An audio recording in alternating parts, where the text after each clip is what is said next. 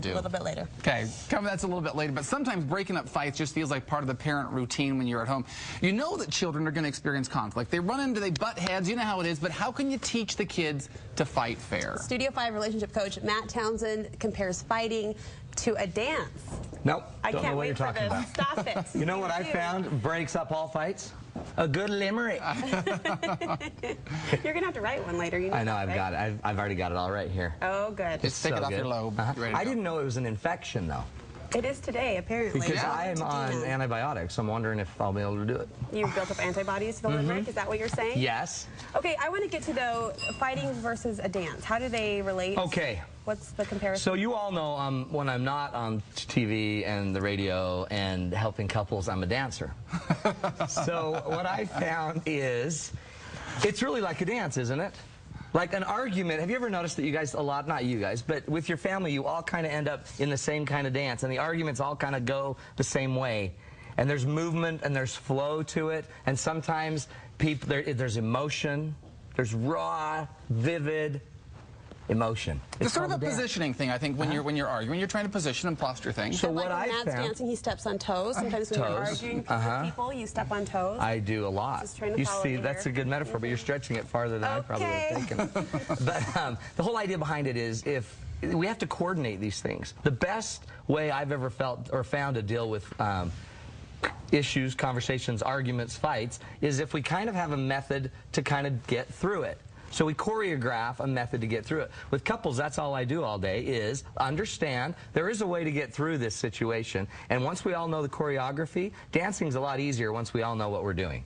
So we got to get everyone on the same page and do the dance. So how do you teach that? So you're teaching choreography to your kids then? You're teaching them Yes, you're teaching. How to fight? There's a protocol. So this is what I would do. Now remember, the #1 way to get through arguments and to teach our kids how to get through arguments is to model it as parents. What I found is most parents don't know how to get through an argument any better than any kids do. So the idea that we're going to fix our kids and how they argue probably is not going to happen until, as parents, we know how to have a difficult conversation. Do you find kids argue the way their parents argue? A lot of them, yeah. Yeah, and see, some of this isn't going to work for young kids, because young kids, you just maybe put them in a timeout. That's how we deal with it. But for the older kids, I do have some steps. And these are the exact same steps you and your husband need to do, you and your wife need to do if you don't know how to get through an argument, okay? Okay, what's this step is the number 1? choreography, okay? First thing you got to do is plan ahead of time. You can't do a dance if you haven't planned ahead of time. You got to know what the dance is. Are we doing the merengue? Are we doing the, I don't even cha-cha, the rumba, the salsa, whatever. Wow. Okay, yeah. Throwing a bunch of those out for you. But you got to know which one we're doing, because if you're doing the waltz when you're supposed to be doing the salsa, not going to work. It's going to be a problem. Plan ahead of time. So how do we do that with our kids? If we know we have the same kind of arguments regularly, we need to sit down with our kids and make a plan. Kids, every time we fight, it doesn't go so well in the family. What are we going to do? And we sit down and formally start making the plan. Second thing we do, though, is you have to involve all the dancers in the plan. If somebody's not involved and then you expect them to deal with an argument a certain way, they're not going to buy into it. So mom and dad can't make the plan for the teenager. And we can't hand it down to the kids. We need to get the kids involved and say, how do you feel when we're all yelling at each other? How do you feel when so-and-so starts throwing stuff at you? How do you feel when mom doesn't listen to you? And we talk it out, we involve the dancers. So now we're making a plan and we're involving everybody in this choreography. The next thing we do, though, is we have to formalize the plan. In the plan, there's a bunch of steps, but the first step, and I would write this plan down so we all agree to it. I'd even get everyone to sign it. This is how we're going to handle the conflict, okay? First thing we're going to do is we're going to identify what are our desired results. Kids, when we get in an argument, how would you like it to turn out? What would you like to see?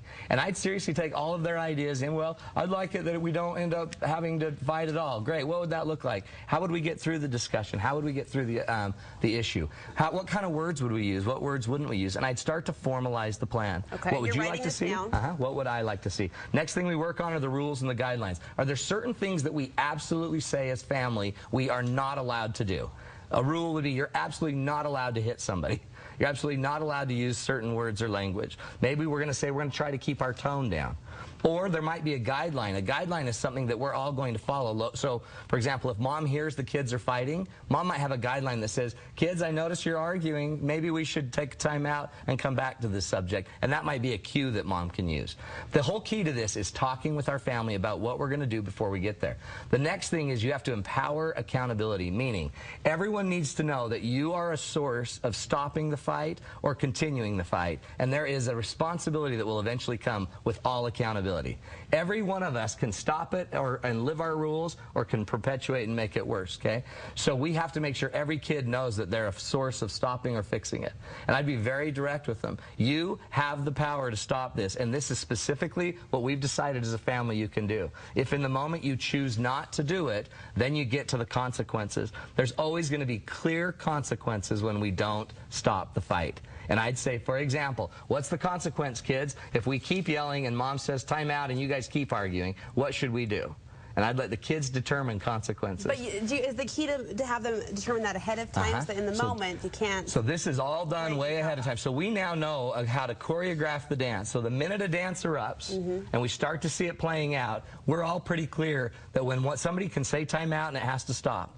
But if the other person keeps throwing pillows, then that person's violated it, and because they're accountable, there's a consequence. And in the calm and the planning ahead of time, they've outlined what the consequences are, so that when they get into the dance and get sucked into it, that's exactly right. They already know, they've already agreed to what's going to happen. And we're all on board. Now, again, you can see how younger kids might not be able to do this as well, but then again, with younger kids, we still have the power of timeouts and other things. What age can you start making a plan then? About what age? I honestly think, like I've even seen with our kids, 8, 9, 10. That's an age where they get accountability, they get consequences. The biggest key, enroll them, and you'll even find out when they're choosing their own consequences, they choose consequences you'd never choose.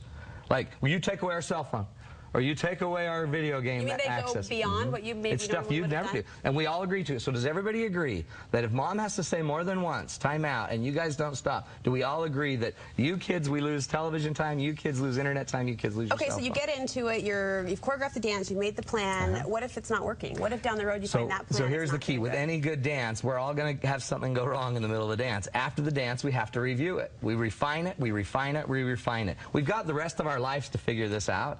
So if we start it when they're young, we can keep refining the protocol. What's the process we're going to deal with? I do this with couples every single day. And once a couple knows how to handle a conflict, and you've kind of drilled it, and we've practiced it, and had success and failure, and we've refined it, after months we get it. We now feel safe, because the conflict doesn't have to tear us apart. I mean, this isn't a new thing. This is just making a plan, or a dance.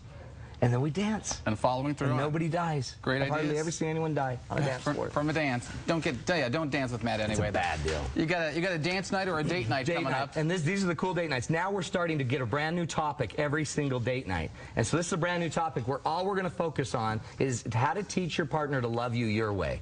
It's going to be about an hour and a half. It's $20 per couple. You can call us at 747-2121. It's on the 26th. Oh, this is the April 9th one. But if you want to go to March 26th, there's still openings. There's still openings, and it's going to be, those are the best because brand new topics. So anybody that's been to a date night, come on back. Yeah, baby. Get working on that limerick. And bring your green. Yeah. Okay, you got a couple minutes to get that limerick all perfected, I've got it. Polish it up. It's ready. We'll be back with Matt in a little bit. First, though, you've heard